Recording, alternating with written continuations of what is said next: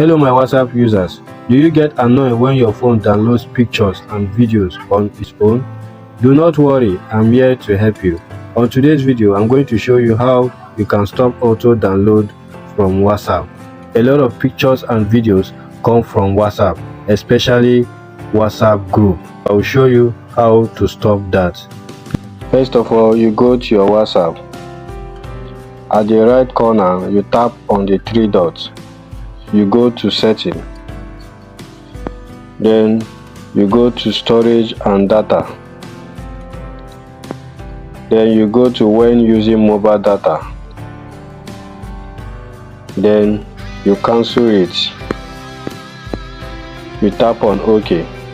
Next, you go to when connected on Wi-Fi. You cancel it. You tap on OK. Then you go to when roaming. Tap on it. Then you cancel it. You tap on OK. This is how you can stop your WhatsApp from downloading any kind of picture, videos from any group on your phone.